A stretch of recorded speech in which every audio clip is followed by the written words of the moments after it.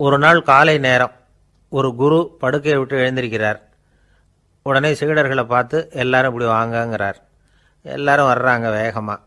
என்னங்க வேணும் உங்களுக்கு அப்படிங்கிற மாதிரி எல்லாரும் குருவை பார்த்தாங்க பயபக்தியோட. குரு அந்த சீடர்களை பார்த்து, இதை பாருங்கள், இப்போ நான் ஒரு சிக்கலான விவகாரத்தில் மாட்டிக்கிட்டு இருக்கிறேன், அதை நீங்கள் தீர்த்து வச்சா நல்லதுன்னார். சீடர்களுக்கு ஒன்றும் புரியல. என்ன இது இவர் இப்படி சொல்கிறாரு? நமக்குள்ள எல்லா விவகாரங்களையும் தீர்த்து வைக்கிறவர் நம்ம குருநாதர், அவருடைய விவகாரத்தை நாம் தீர்த்து வைக்கிறதா? ஆச்சரியமாக இருக்குதே, குருநாதருக்கே சிக்கலா அப்படின்னு யோசனை பண்ண ஆரம்பித்தாங்க. இருந்தாலும் ரொம்ப பணிவாக கேட்டாங்க, சுவாமி உங்களுக்கே சிக்கலா? இந்த உலகத்து சிக்கல்களுக்கும் சிரமங்களுக்கும் அப்பாற்பட்டவர் அல்லவா தாங்கள், அப்படிப்பட்ட உங்களுக்கு சிக்கல்னா அது எப்படி அப்படின்னாங்க. எனக்கு ஏற்பட்டிருக்கிற சிக்கல் அவ்வளவு பெருசு, ரொம்ப பெரிய விவகாரம் அது அப்படின்னார் குரு. கொஞ்சம் விவரமாக சொல்லுங்க அப்படின்னாங்க இவங்க. இப்போ அந்த குரு விவரத்தை சொன்னார். அதாவது நேற்று ராத்திரி நான் ஒரு கனவு கண்டேன். அந்த கனவில் நான் ஒரு பட்டாம்பூச்சியாக மாறிட்டேன். அப்படி மாறி ஒவ்வொரு மலராக பறந்து போய் உட்காந்து தேன் சாப்பிட்டேன் அப்படின்னார். சீடர்கள் இதை கேட்டதும் ரொம்ப திகைச்சு போயிட்டாங்க. என்ன இது, இது ஒரு பெரிய பிரச்சனையா?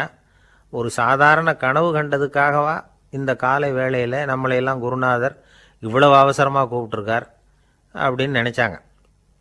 இருந்தாலும் கேட்டாங்க, இதில் என்ன சிக்கல் சுவாமி? கனவுங்கிறது எல்லாருக்கும் வரத்தானே செய்யும் அப்படின்னார் ஒரு சீடர். சீடர்களே, பிரச்சனை அது இல்லை.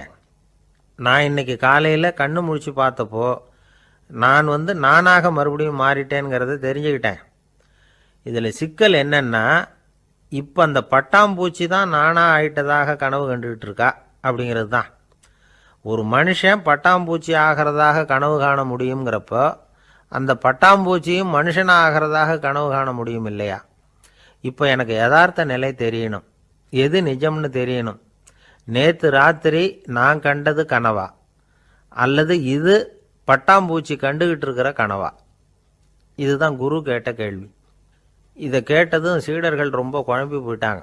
சுவாமி, இது வரைக்கும் நாங்கள் தூங்குறப்ப பார்க்கறது கனவுன்னும் மூழ்கிட்டு இருக்கிறப்ப பார்க்கறது நனவுன்னு நம்பிக்கிட்டு இருக்கிறோம். இப்போ எங்களை ரொம்ப குழப்பிட்டீங்க, இதுக்கு பதில் சொல்ல எங்களுக்கு சக்தி இல்லை அப்படின்னு சொல்லிவிட்டாங்களாம். அதுக்கப்புறம் அந்த குரு சொன்னாராம், நினைவு தான் முக்கியமான அம்சம். முடிவு கட்டம்னா பகலின் நினைவுகளை விட இரவின் கனவுகளே ரொம்ப உண்மை. ஒருத்தன் தூங்க போனால் தூங்கிக்கிட்டே இருந்தால் அவன் காணும் கனவு பொய்ங்கிறத அவன் உணர மாட்டான். ஒவ்வொரு கனவும் காணும் பொழுது அது ரொம்ப உண்மையாக தான் தெரியுது. ஒரு கனவு கூட உண்மை இல்லைன்னு கனவுல தோன்றுவதே இல்லை அப்படின்னார் குரு. அகில வாழ்வு அத்தனையும் சொற்பனம் கண்டாய் அப்படிங்கிறார் தாயுமானவர். ஆகையினால நம்ம கனவுலேருந்து நாம் என்னைக்கு முழிச்சிக்க போகிறோம் அப்படிங்கிறது தான் ஒரு முக்கியமான கேள்வி. ஒருத்தர் வந்தார், காலில் கட்டோடு வந்தார். என்னங்க காலில் கட்டுன்னு? சார், நேற்று ராத்திரி தூக்கத்தில் எங்கள் வீட்டு கூரையில் ஏணியை சாத்தி வச்சு இறங்கினப்போ வழுக்கி விழுந்து காலை உடச்சிக்கிட்டேன்னார். உங்கள் வீட்டில் தான் ஏணியே கிடையாது சார் அப்படின்னு. உண்மைதான் சார், நான் கீழே விழுந்து முழிச்சுக்கிட்டதுக்கு அப்புறம் தானே ஏணி இல்லைங்கிறது எனக்கு ஞாபகம் வந்தது அப்படின்னார். தானத்தில் சிறந்தது எது அப்படின்னு ஒரு கேள்வியை கேட்டு, தானத்தில் சிறந்தது நிதானம் அப்படின்னு அதுக்கு ஒரு பதிலும் சொல்கிறவங்க உண்டு. நிதானம் ரொம்ப அவசியம், அதுவும் இன்றைய உலகத்துக்கு ரொம்ப அவசியம். இன்றைக்கி உலகம் ரொம்ப பரபரப்பாக போய்கிட்டு இருக்குது. பொறுமையாக இருக்கணும்னு நினைக்கிறவங்களால கூட அப்படி இருக்க முடியறதில்ல. பொறுமையை சோதிக்கிறது மாதிரி பல சம்பவங்கள், அதையெல்லாம் சந்திச்சே தீர வேண்டியிருக்குது. எங்கே போனாலும் க்யூவில் நிற்க வேண்டியிருக்குது, எங்கே போனாலும் காத்துக்கிட்டு இருக்க வேண்டியிருக்கு. ஆஃபீஸ்லேயோ வீட்லேயோ கூட நீங்கள் நிதானமாக பொறுமையாக நடந்துக்க தெரியலன்னா உங்களுக்கு சிடுமூஞ்சி, முசுடு இப்படிலாம் பேர் வச்சுருவாங்க. அது உங்களுக்கு தேவையா? சரி, வாழ்க்கையில் பொறுமைசாலின்னு பேர் வாங்கிறதுக்கு என்ன வழி?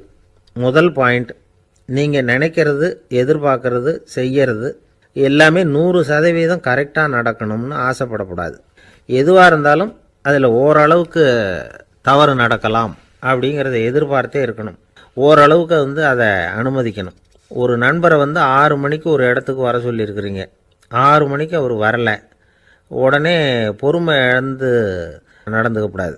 ஒரு 10 நிமிஷம் டிலே ஆகலாம். ஒரு வர்ற வழியில் பஸ்ஸு கூட ஏதாவது டிராஃபிக்கில் மாட்டியிருக்கலாம். அதெல்லாம் எதிர்பார்த்தே கொஞ்சம் காத்திருக்கிறதுல ஒன்றும் தப்பு இல்லை. சில சமயம் டிலே ஆகிறது கூட நல்லதாக முடியும். ஒரு பஸ்ஸை தவற விட்டுட்டு ஐயோ கொஞ்சம் ஒரு 2 நிமிஷம் முன்னாடி வந்திருந்தா பிடிச்சிருக்கலாமே அப்படின்னு தவிச்சிக்கிட்டு இருப்பாங்க சில பேர். அடுத்தபடியாக வர்ற பஸ்ஸு நேரடியாக நீங்கள் போக வேண்டிய இடத்துக்கே கொண்டு போய் விடுற பஸ்ஸாக கூட இருக்கலாம். அது உங்களுக்கு முன்னாடி தெரியாதுல்ல. சில நெருக்கடியான சூழ்நிலைகளை தமாஷா எடுத்துக்கிறதுக்கு பழகிக்கணும். சில இடங்களுக்கு போகிறப்ப காத்திருக்கிறதுக்கு நம்ம மனசை தயார்படுத்திக்கிட்டே போகணும்.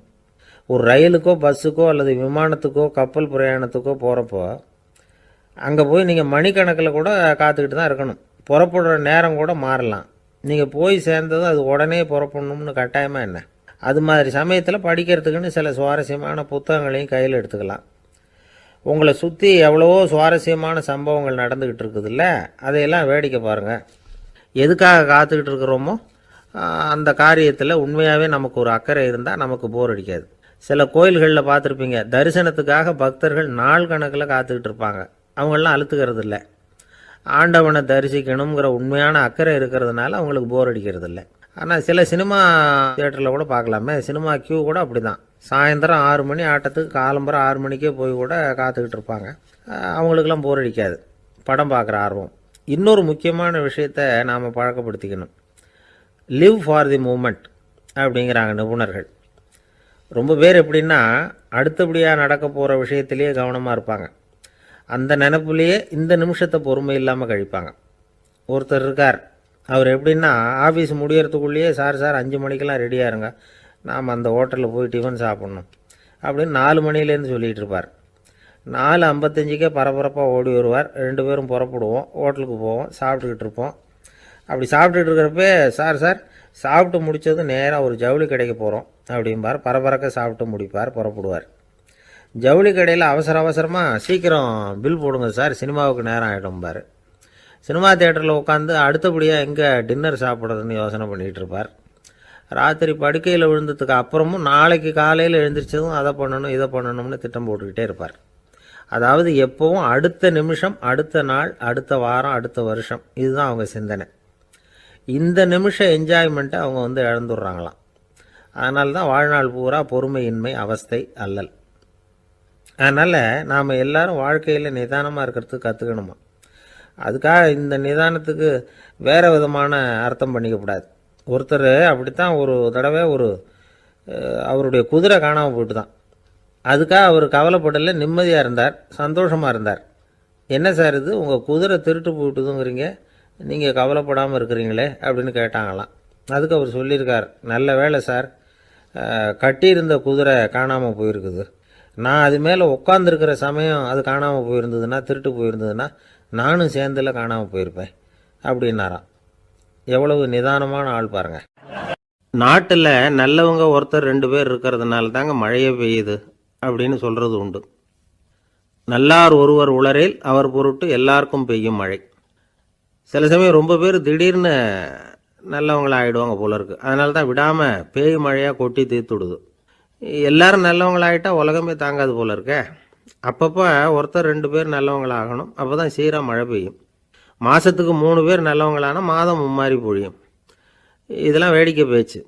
இப்போ இதெல்லாம் ஒரு பக்கம் இருக்கட்டும், இப்போ விஷயத்துக்கு வருவோம். ஒரு கும்பலில் நல்லவன் யார் அப்படிங்கிறத எப்படி கண்டுபிடிக்கிறது?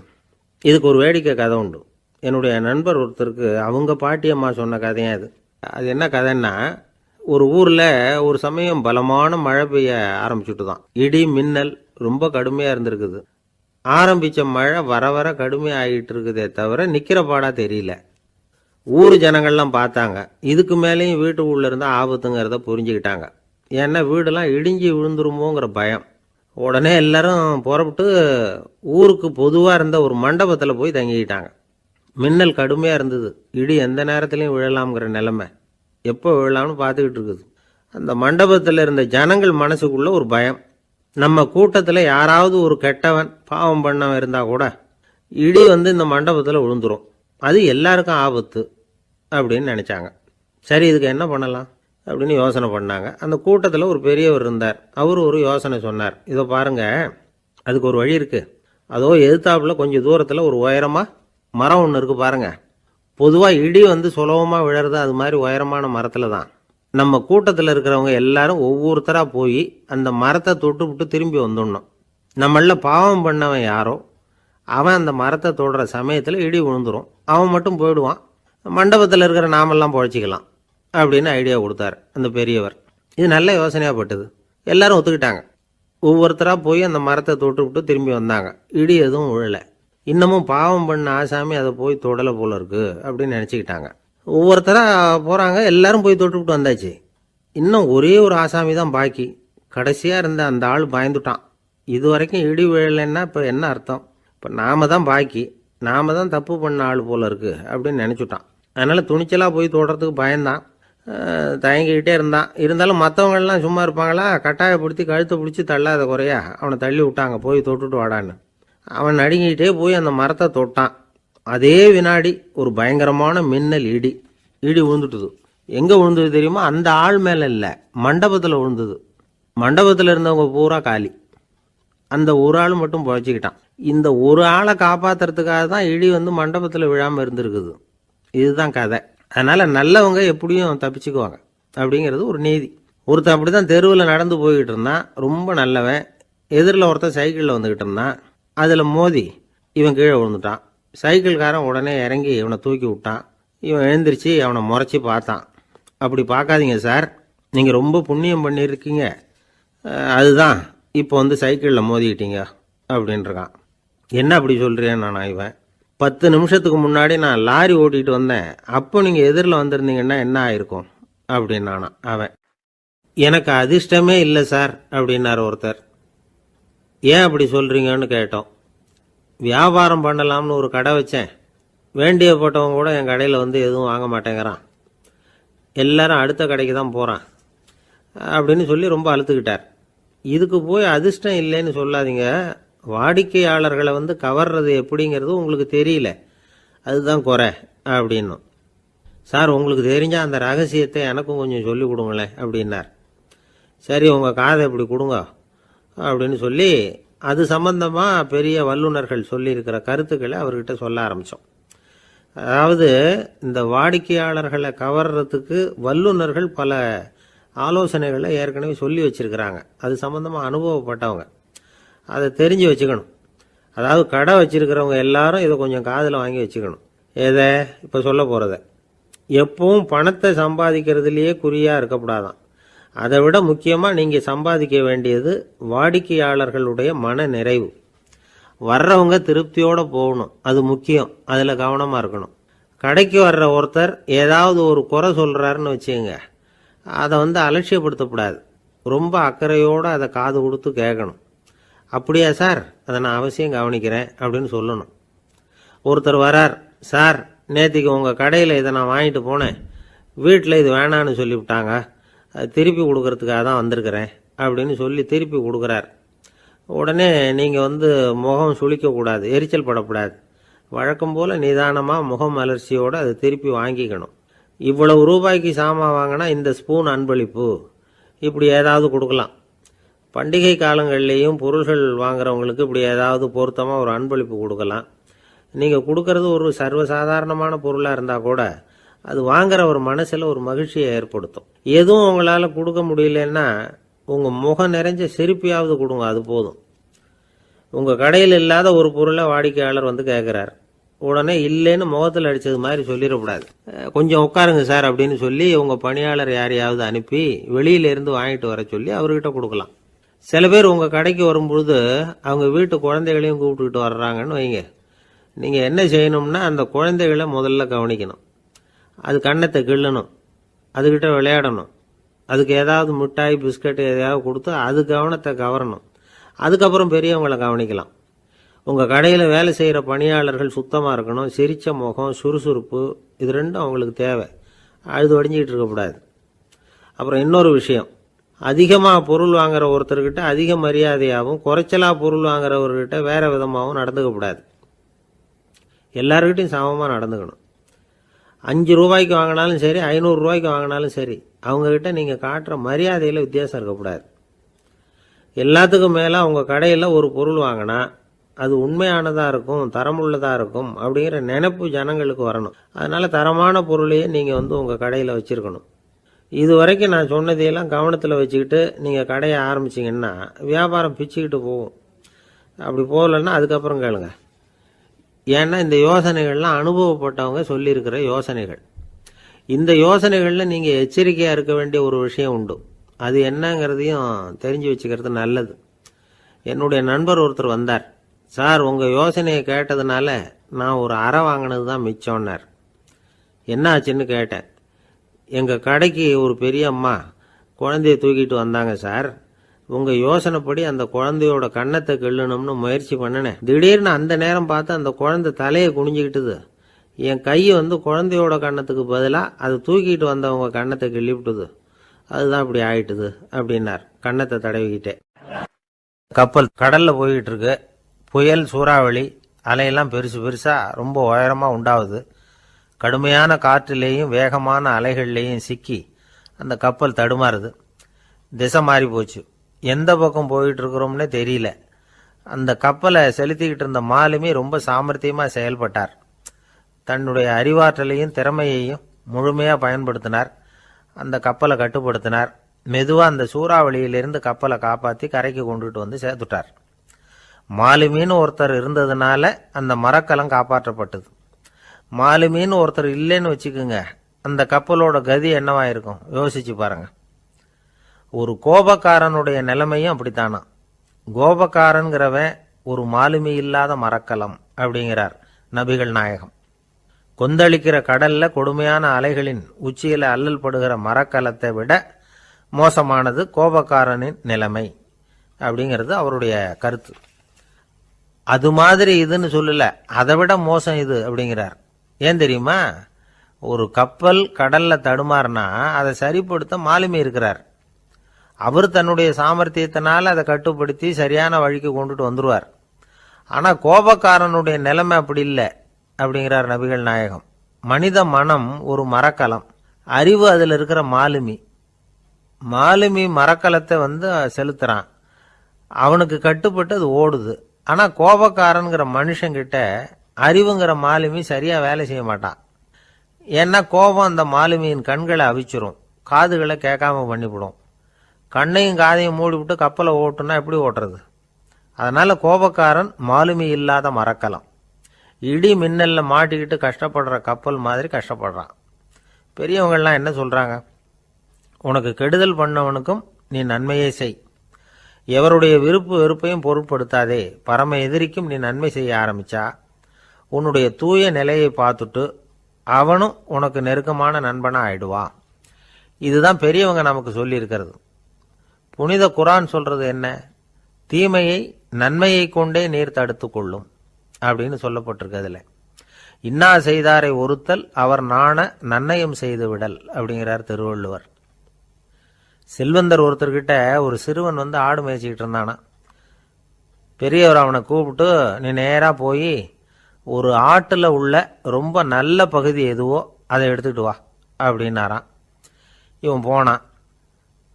ஒரு ஆட்டு உடம்புல இருந்த நாக்கு, இருதயம், இது ரெண்டையும் எடுத்துக்கிட்டு கொடுத்தானா. பெரியவர் வாங்கி பார்த்தார். அதுக்கப்புறம் இப்போ நீ போய் இன்னொரு ஆட்டில் இருக்கிற ரொம்ப கெட்ட பகுதி எதுவோ அதை எடுத்துட்டு வா அப்படின்னாராம். இவன் போய் எடுத்துட்டு வந்தான். அவன் கையில் இருந்தது மறுபடியும் அதே மாதிரி நாக்கு, இருதயம், இது ரெண்டும் தான். என்னது இப்பவும் அதையே கொண்டுட்டு வந்திருக்கிற அப்படின்னாராம் பெரியவர். இவன் சொன்னானா, ஒரு உடம்புல உள்ள ரொம்ப நல்ல பொருளும் இதுதான், ரொம்ப கெட்ட பொருளும் இதுதான் அப்படின்னானா. இளம் வயசுல இப்படி பதில் சொன்னவர் தான் பேரறிஞர் லுக்மானுல் ஹக்கீம் அவர்கள். கோபப்படாம இருந்தா இது ரெண்டும் நல்லா வேலை செய்யும், கோபப்பட்டா இது ரெண்டும் மோசமா வேலை செய்யும். அதை புரிஞ்சுக்கிறதுக்காகத்தான் இன்னைக்கு இந்த தகவல். கோபம் வந்துட்டா நாம என்ன செய்யறோங்கிறது நமக்கே தெரியாது. ஒருத்தர் டாக்டர் கிட்ட போனார் அவசரமா. டாக்டர், எனக்கு இப்ப கடுமையான கோப வெறி, எனக்கு கண்ணு மண்ணு ஒன்றும் புரியல, உடனடியாக அதை கட்டுப்படுத்தணும், உடனே இதுக்கு ஏதாவது ஒரு மாத்திரை கொடுங்க ப்ளீஸ் அப்படின்னார். அந்த டாக்டரும் உடனே ஒரு மாத்திரையை கொடுத்து, இதை உடனே போடுங்க, நான் தண்ணி கொண்டுட்டு வரேன்னு உள்ள போனார். தண்ணியோடு திரும்பி வந்தார். இவர் சொன்னார், டாக்டர், நீங்க கொடுத்த மாத்திரை ரொம்ப பெருசா இருந்தது, இருந்தாலும் கஷ்டப்பட்டு முழுங்கிட்டேன்னார். டாக்டர் சந்தேகத்தோட மேசையை பார்க்கிறார். பார்த்தா மாத்திரை அங்கேயே இருக்குது, பேப்பர் வெயிட்டை காணல. சில பேர் ஆளை பார்த்தா 60 வயசு மாதிரி தோணும். உண்மையான வயசு என்னன்னு பார்த்தா 40 அல்லது 45 சில பேரை பார்க்கறதுக்கு 45 மாதிரி தெரியும், உண்மையிலேயே 65 தாண்டி இருப்பாங்க. ஒரு மனிதனுக்கு 2 வகையான வயது உண்டுங்கிறார் ஓஷோ. அதாவது உடம்புக்குன்னு ஒரு வயசு, மனசுக்குன்னு ஒரு வயசு. முதல் உலக மகாயுத்தம் நடந்தது இல்லையா, அது முடிஞ்சதுக்கு அப்புறம் முதல் தடவையாக மனிதனின் மூளை வளர்ச்சியை பற்றி மனநல வைத்தியர்கள் ஒரு கணக்கெடுப்பு சோதனை நடத்தினாங்களாம். அது வரைக்கும் மனிதனுக்கு 2 வகையான வயது உண்டுன்னு யாரும் சிந்திச்சதே இல்லையா. அந்த உலக மகாயுத்தம் முடிஞ்சதுக்கு அப்புறம் மனிதனுடைய சராசரி மனதின் வயதை கணக்கிட்டு பார்க்கும் பொழுது அவங்களுக்கெல்லாம் ரொம்ப அதிர்ச்சியாக இருந்துதான். ஏன்னா அது ரொம்ப பின்தங்கிய நிலையில் இருந்திருக்கு, வளர்ச்சி அடையாத நிலையில் இருந்திருக்கு. அவங்க கண்டுபிடிச்ச பிரகாரம் அப்போ மனசோட சராசரி வயசு என்ன தெரியுமா, 14. அப்படின்னா பார்த்துங்க, உடல் ரீதியாக ஒருத்தரோட வயசு 70 கூட இருக்கலாம், ஆனால் மனசோட வயசு 14 தான். இதுக்கு நேர்மாறாக அமைஞ்சு போச்சுன்னு வச்சுங்க. அதாவது ஒருத்தருக்கு உண்மையிலேயே 14 வயசு, அதாவது உடலோட வயசு 14, அவரோட மனசின் வயசு 70ன்னு வச்சுக்கோங்க. இப்படி அமைஞ்சுட்டுதுன்னா அவர் சீக்கிரம் ஞானத்தன்மை அடைஞ்சிருவார் அப்படின்னு அர்த்தம். இப்போ நமக்கெல்லாம் உடம்போட வயசு மனசோட வயசு ரெண்டும் ஒன்றா இருந்துட்டா அதுவே போதும், அதுவே பெரிய விஷயம். இப்போ எமர்சன் கிட்ட போய் ஒருத்தர் கேட்டாராம், உங்கள் வயசு என்ன அப்படின்னு. அவர் உடனே பதில் சொல்லியிருக்கார், 360 வருஷம் அப்படின்னாராம். கேட்டவர் குழம்பி போயிட்டார். அவர் என்ன சொல்கிறாரு, 360 வயசா? என்ன நம்ம காதில் தான் சரியாக விழலையா? எமர்சன் எப்பவும் உண்மையை பேசுகிற ஒரு சிறந்த அறிவாளி, அவர் இப்படிலாம் பொய் சொல்ல மாட்டாரே அப்படின்னு ஒரு யோசனை பண்ணிக்கிட்டே இவர் மறுபடியும் அவர் கிட்ட போனாராம். ஐயா, நீங்கள் சொன்னது சரியாக என் காதில் விழலை, அதனால் மறுபடியும் கேட்குறேன், உங்கள் வயசு என்ன அப்படின்னாராம். எமர்சன் மறுபடியும் சொல்லியிருக்கிறார், 360 வருஷம்னு. வந்தவருக்கு உண்மையிலேயே அதிர்ச்சியாக போட்டுது.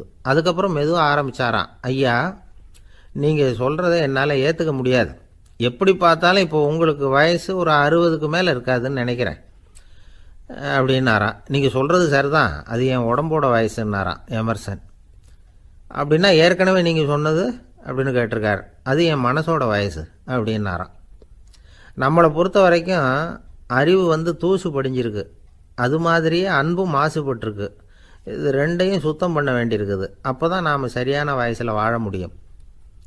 ஒரு ஆசாமி இருக்கிறார், அவருக்கு உடம்போட வயசு அதிகம், மனசோட வயசு ரொம்ப குறைச்சல், குழந்த மாதிரி. அவர் ஒரு ஆஸ்பத்திரியில் படுத்திருக்கிறார். நர்ஸம்மா எல்லாருக்கும் மருந்து கொடுத்துட்டு போகிறாங்க. கொஞ்ச நேரம் கழித்து திரும்பி வந்தாங்க. அப்போ இவர் அந்த அம்மாவை கூப்பிட்டு சொல்கிறார், இதை பாருங்கள் சிஸ்டர், நீங்கள் எல்லாருக்கும் சின்ன சின்ன மாத்திரையாக கொடுத்துட்டு எனக்கு மட்டும் நீளமான மாத்திரையாக கொடுத்துட்டீங்க, முழுங்கிறதுக்கு ரொம்ப கஷ்டமாக போச்சு, இனிமேல் எனக்கும் சின்ன மாத்திரையாக கொடுங்க சிஸ்டர் அப்படின்னாராம். அந்த அம்மா உடனே அதிர்ச்சியாகி தலையில் அடிச்சுக்கிட்டாங்களாம். நான் கஷ்டப்பட்டு மாத்திரையை முழுங்கினத்துக்கு நீங்கள் ஏமா தலையில் தட்டிக்கிறீங்க அப்படின்னு கேட்டிருக்காரு இவர். இதுக்கு அவங்க சொல்லியிருக்கிறாங்க, நான் உங்களுக்கு கொடுத்துட்டு போனது மாத்திரை இல்லைங்க, அது தெர்மாமீட்டர் அப்படின்னாங்களாம். ஒரு நண்பர் சினிமா படம் தயாரிக்கிறவர், அவர்கிட்ட ஒரு நாள் பேசிக்கிட்டு இருந்தேன். அது எப்படி சார், நீங்கள் எடுக்கிற எந்த படமும் கையை கடிக்காத அளவுக்கு எடுத்துடுறீங்களே, அது எப்படின்னு கேட்டேன். அது ஒன்றும் பெரிய விஷயம் இல்லை சார், பெண்களுக்குன்னு சில உருக்கமான காட்சிகள், இளைஞர்களுக்குன்னு சில நடனங்கள், அடிதடி காட்சிகள், அப்புறம் வயசானவங்களுக்குன்னு சில ஆன்மீக காட்சிகள், சின்ன பிள்ளைங்களுக்கு சிரிப்பு, இப்படி எல்லாமும் சேர்த்து நான் படம் எடுக்கிறேன். மசாலா படம்னு பேர். இது ரொம்ப பெருசாக இல்லைன்னாலும் ஓரளவுக்கு சுமாராக ஓடிடும், கையை கடிக்காது அப்படின்னார். இது ஒரு உத்தி. சில பத்திரிகை ஆசிரியர்களும் இந்த உத்தியை கையாளுறது உண்டு. இந்த உத்திக்கு பார்னம் உத்தி அப்படின்னு பேர், பார்னம் எஃபெக்ட் அப்படின்னு சொல்லுவாங்க. அதாவது ஃபீனியஸ் டி பார்னம் அப்படின்னு ஒருத்தர் அமெரிக்காவில் இருந்தாராம். அதாவது 19ஆம் நூற்றாண்டில் அமெரிக்காவில் கொடிகட்டி பறந்த ஒரு சர்க்கஸ் நிறுவனத்தின் அதிபர் அவர். இந்த உலகத்தில் ஒவ்வொரு நிமிஷமும் ஒரு ஏமாளி பறந்துக்கிட்டே இருக்கிறான் அப்படிங்கிறது அவருடைய சித்தாந்தம். ஒவ்வொருத்தரையும் திருப்திப்படுத்துகிற அளவுக்கு அம்சங்களை கொஞ்சம் கொஞ்சமாக கலந்து கேளிக்கை நிகழ்ச்சிகளை நடத்தினது தான் அவருடைய மகத்தான வெற்றிக்கு காரணம். அதனால் அந்த உத்தியை யார் கடைப்பிடிச்சாலும் சரி, அதுக்கு பார்னம் உத்தி அப்படின்னு பேர் வந்துட்டுது. ஜோசியம் சொல்கிறவங்களுக்கும் இந்த உத்தி தான் கை கொடுக்குது. ஒரு விஷயத்தை ஒருத்தருடைய கோள் நிலைகள் அல்லது கையெழுத்து நிரூபிக்கிறதாக அவர்கிட்ட சொன்னால் அதை அவர் நம்பிவிடுவார். ஆனால் அந்த விஷயம் நல்லதாக இருக்கணும், நேர்மையானதாக இருக்கணும், அதாவது பாசிட்டிவாக இருக்கணும். 8ஆம் இடத்துல குரு, 9ஆம் இடத்துல சனி, நீங்கள் ஒரு பெரிய மேதை தான் அப்படின்னு சொல்லுவாங்க. கேட்குறவங்களுக்கு அதை மறுக்கிறதுக்கு மனசு வராது. அப்படி சொல்லும் பொழுது கூடவே என்ன கொஞ்சம் முன்கோபம் அதிகமாக இருக்கும், இருந்தாலும் அது உடனே மறைஞ்சிரும் அப்படின்னு சில அற்ப விஷயங்களையும் சொன்னாலும் அதையும் சரிதான்னு சொல்லி ஒத்துக்குவாங்க. ஆளுமையை எடை போடுகிற ஒரு நிறுவப்பட்ட உத்தியின் மூலமாக தன்னுடைய குணாதிசயங்கள் கண்டுபிடிக்கப்பட்டதாக அவர் நம்புறது தான் இதுக்கு காரணம். இந்த மாதம் பணத்தட்டுப்பாடு கொஞ்சம் இருக்கும், உடம்புல ஏதாவது கொஞ்சம் அசௌகரியம் இருக்கும், வீட்டுக்குள்ளே லேசாக மனஸ்தாபம் வரலாம், இது மாதிரி பொதுப்படையாக சிலதை சொன்னாலே போதும், மக்களை நம்ப வச்சுடலாம். இதெல்லாம் நமக்கு மட்டும்தான் ஏற்படுது அப்படின்னு சொல்லி அவங்க நினைக்கிறது தான் காரணம். இதுதான் பாரணம் உத்திங்கிறது. மனிதர்கள் பாராட்டுக்களை விரும்புகிறதும் விமர்சனங்களை வெறுக்கிறதும் பாரணம் உத்தியின் அடுத்த கூறு. அதனால் ஒருத்தருக்கு ஜோசியம் சொன்னாலும் சரி, அவருடைய ஆளுமையை மதிப்பிடுறதாக இருந்தாலும் சரி, அவரை புகழற மாதிரி இருந்தாலும் சரி, அப்படி இருந்தால் தான் அது சரியாக இருக்கும். சாதகமான விஷயங்களை அதிகமாகவும் பாதகமான விஷயங்களை நாசூக்காகவும் சொன்னால் மக்கள் அதை நம்பிவிடுவாங்க. ஒருத்தரை கருமின்னு சொன்னால் ஏற்றுக்க மாட்டார். அதையே கொஞ்சம் மாற்றி நீங்கள் கொஞ்சம் சிக்கனமான ஆசாமி அப்படின்னு சொன்னால் நீங்கள் சொல்கிறது சரிதான் சார் அப்படிம்பார். நீங்கள் பெரிய செலவாளி தான், இருந்தாலும் நல்ல விஷயங்களுக்கு தான் செலவழிப்பீங்க அப்படின்னு சொல்லணும். இப்படி இந்த பாரணம் உத்தியை கடைபிடிச்சி இன்றைக்கி வெற்றிகரமாக காலம் தள்ளுறவங்க நிறைய பேர் இருக்கிறாங்க. இந்த உலகத்தில் ஒவ்வொரு நிமிஷமும் ஒரு ஏமாளி பறந்துக்கிட்டே இருக்கிறான் அப்படிங்கிறது தான் ஃபீனியஸ் பார்னம் அவர்களுடைய நம்பிக்கை. அதை விட அடுத்தவங்களை ஏமாளியாக நினைக்கிற மனுஷர்கள் தான் இன்றைக்கி உலகத்தில் ரொம்ப அதிகம்.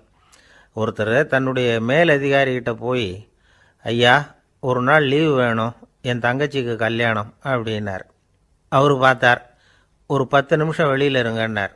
10 நிமிஷம் கழித்து கூப்பிட்டார், இதை பாருங்கள், நீங்கள் சொல்கிறது பொய், இப்போ உங்கள் தங்கச்சிக்கு ஃபோன் பண்ணேன், அவங்க தனக்கு 2 வருஷத்துக்கு முன்னாடியே கல்யாணம் ஆகிட்டதாக சொல்கிறாங்க அப்படின்னார். உடனே இவர் சொன்னார், சார் இப்போ நீங்கள் சொல்கிறதும் பொய்யா தான் இருக்கணும், ஏன்னா நிஜமாக எனக்கு ஒரு தங்கச்சியே கிடையாது அப்படின்னார். ரொம்ப பேருக்கு கூட்டத்தில் பேசுறதுன்னா பயம், நமக்கு ஒன்றும் தெரியாதுன்னு மற்றவங்க நினச்சிடக்கூடாதுங்கிற எண்ணம் தான் இதுக்கு காரணம். ரொம்ப முக்கியமான ஒரு கூட்டம்னா பயம் அதிகமாக இருக்கும். முக்கியமானவங்கள்லாம் வருவாங்களே, அவங்களாம் நம்மளை பற்றி மட்டமாக நினச்சிருவாங்களே அப்படிங்கிற பயம் வந்துடும். ஆனால் மேடை பேச்சுங்கிறது அவ்வளவு கடினமான ஒரு காரியம் இல்லைங்கிறாங்க அது சம்பந்தமான நிபுணர்கள். யாரும் பேச்சாளர் ஆகலாம், இது ஒன்றும் பெரிய கிஃப்ட்டு கிடையாது அப்படின்னு அவங்க சொல்கிறாங்க. நீங்கள் ஒரு சிறந்த பேச்சாளர் ஆகணுமா அப்படின்னா அதுக்குன்னு சில ஆலோசனைகளை சொல்லி வச்சிருக்கிறாங்க அனுபவசாலிகள். முதல் ஆலோசனை என்னென்னா, உங்கள் பேச்சு எளிமையாக இருக்கணும். ஏதாவது ஒரு கருத்து அல்லது 2 கருத்து சொன்னால் போதும், 20 அல்லது 30 கருத்துக்களை சொல்லிகிட்டே போகக்கூடாது. 2வது ஆலோசனை, நீங்கள் என்ன பேச போகிறீங்கிறது முதல்ல உங்களுக்கு நல்லா புரியணும், அதுக்கப்புறம் தான் அதை அடுத்தவங்களுக்கு புரிய வைக்க முடியும். எப்படி ஆரம்பிக்க போகிறோம், எந்த கருத்தை முக்கியமாக வலியுறுத்த போகிறோம், எப்படி முடிக்க போகிறோம் அப்படிங்கிறத முதல்ல நல்லா சிந்திச்சு மனசில் வச்சுக்கணும். கடைசியாக என்ன சொல்கிறீங்களோ அதுதான் கேட்குறவங்க மனசில் நிற்கும். 3வது ஆலோசனை என்னென்னா, உங்கள் பேச்சு சுருக்கமாக இருக்கணும். ஒரு 15 நிமிஷம் பேசுறது ரொம்ப பொருத்தம், மணிக்கணக்கில் பேசிக்கிட்டு இருக்கிறது நல்லதில்லை. 4வது ஆலோசனை, நீங்கள் பேசுறது உண்மையாக இருக்கணும். உங்களுக்கு உண்மையான அனுபவங்கள் இருக்கும், அதை சொல்லலாம். உங்களுடைய உண்மையான அனுபவங்களை மற்றவங்களோட பகிர்ந்துக்கணும், அதுதான் முக்கியம். 5வது ஆலோசனை, ஆரம்பத்தில் கொஞ்ச நேரம் உங்களை பற்றியும் எதிரில் உள்ளவங்களை பற்றியும் சம்பந்தப்படுத்தி ஏதாவது பேசி ஒரு நெருக்கத்தை ஏற்படுத்திக்கணும். ஒவ்வொருத்தரும் இப்போ இவர் பேச போகிறது நம்ம சம்மந்தப்பட்டது அப்படின்னு நினைக்க ஆரம்பிச்சிருவாங்கல்ல, அதுக்கப்புறம் அவங்க கேட்க தயாராகிட்டாங்கன்னு அர்த்தம். எதிரில் உட்காந்துருக்கிற கூட்டத்திலிருந்து 3 பேரை தேர்ந்தெடுங்க. அதாவது வலது பக்கம் ஒருத்தர், நடுவில் ஒருத்தர், இடது பக்கம் ஒருத்தர். அதாவது உங்களை ரொம்ப கனிவாகவும் ஆர்வமாகவும் பார்க்குறவராக பார்த்து தேர்ந்தெடுத்துங்க மனசுக்குள்ளே. நீங்கள் பேசும்பொழுது என்ன பண்ணணும்னா, இவங்களை நேருக்கு நேராக மாறி மாறி பார்த்துக்கிட்டே பேசுனீங்கன்னா நீங்கள் ஏதோ ஒட்டுமொத்த கூட்டத்தையும் பார்த்து பேசுகிறதாக ஒரு உணர்வு அது ஏற்படுத்திவிடும். 6வது ஆலோசனை என்னென்னா, சொற்பொழிவுன்னா நீங்கள் பேசணும், படிக்கக்கூடாது. எழுதி படிக்கிறது நல்லா இருக்காது. குறிப்புகள் வேணும்னா வச்சுக்கலாம். படிக்கிறது பேப்பர்லேருந்து வர்றது மாதிரி இருக்கும், பேசுறது இதயத்திலேருந்து வர்றது மாதிரி இருக்கும். அப்புறம் 7வது ஆலோசனை சொல்கிறாங்க, அது என்னென்னா, மேடையில் ஏறி நின்ன உடனே இயல்பாக மூச்சை இழுத்து விட்டுங்க. இயல்பு நிலைக்கு வாங்க, அதுக்கப்புறம் இயல்பாக பேச ஆரம்பிக்கலாம் அப்படிங்கிறாங்க. இவ்வளவும் பேச்சு கலையில் வல்லுநர்களாக இருக்கிறவங்க சொல்லுகிற ஆலோசனைகள். இதையெல்லாம் கடைபிடிச்சா நமக்கும் அதுக்கும் வெகு தூரம்னு நினச்சிக்கிட்டு இருந்த ஒன்று இப்போ கிட்டத்தில் நெருங்கி வந்துடும். நாம் சொல்கிறபடியெல்லாம் அது கேட்கும். ஒரு பேச்சாளர், அவருக்கு சுருக்கமாகவே பேச தெரியாது. மேடையில் ஏற்றி விட்டுவிட்டா போதும், ஆரம்பிச்சிருவார், நிறுத்த மாட்டார், பேசிக்கிட்டே இருப்பார். ஒரு தடவை அவர் ஒரு கூட்டத்தில் ரொம்ப நேரம் பேசிக்கிட்டே இருக்கிறார். எதிரில் பொறுமை இழந்த ஒருத்தர் தன்னுடைய கை கடிகாரத்தை காட்டினார். அதை கவனித்த பேச்சாளர், மன்னிக்கணும், கை கடிகாரம் நான் கொண்டுகிட்டு வர மறந்துட்டேன், அதுதான் நேரம் போனதே தெரியல அப்படின்னு சொல்லியிருக்கிறார். இதுக்கு அவர் சொன்னாராம் கோபமாக, ஏய்யா, கடிகாரத்தை தான் பார்க்க முடியல, மறந்துட்டேன்,